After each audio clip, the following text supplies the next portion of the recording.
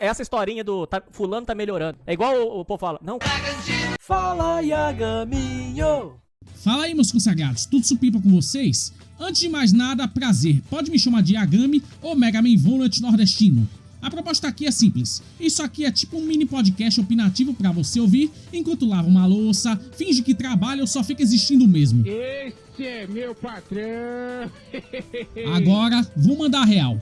Talvez essa seja a pior época possível pra ficar famoso na internet. Principalmente depois de morrer. Sim, é isso mesmo. Hoje em dia, basta você virar estatística, seja por acidente, cirurgia, doença ou qualquer merda do tipo, e pronto, vira piada global em questão de minutos.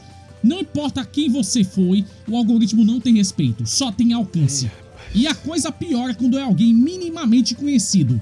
A gente viu isso muito claro naquela tragédia de helicóptero no Rio de Janeiro e também no caso da mulher que foi simplesmente arremessada da ponte do esqueleto sem equipamento de rope jump. Duas situações absurdas, pesadas pra caralho. Viraram combustível pra piada mórbida. Principalmente o segundo caso, né? Porque, olha o timing desgraçado.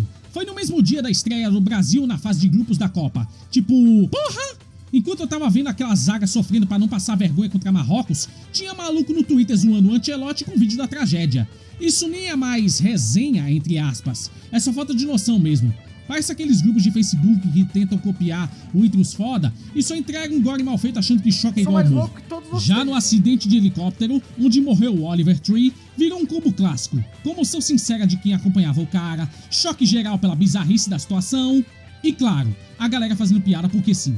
Porque sempre tem o pessoal que vive pra ver o circo pegar fogo com rage bait gratuito. Mas por que isso acontece? Simples, ninguém liga mais. O bom senso foi pro caralho faz tempo. A gente tá falando do Twitter, ou X se quiser pegar de moderno, onde a galera mostra exatamente o que é por dentro. É basicamente um aqui e agora dos anos 90 sem censura, sem filtro e com a dignidade sendo jogada pela janela em tempo real. E aí vem outra pergunta. Tá, mas quando isso virou moda?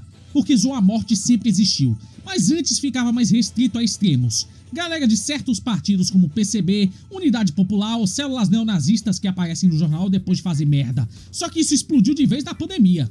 Não importava quem morria, direita, esquerda, mas na dele, estilo Manuel Gomes.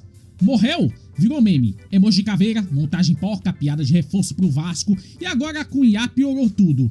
Virou um mar de slop onde ChatGPT, Grok, Gemini e qualquer outra IA cospem imagem deformada que parece o Charlie Kirk depois de 3 socos na cara.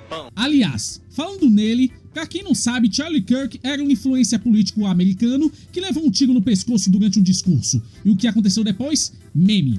Muito meme. Tanto meme que criaram até um termo Kirkification, que é basicamente substituir qualquer coisa pelo rosto dele. Tem site que faz isso automático. Sim, chegaram nesse nível.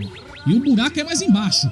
Esse mesmo tipo de piada acabou respingando até em casos absurdamente pesados, tipo o da Junko Furuta.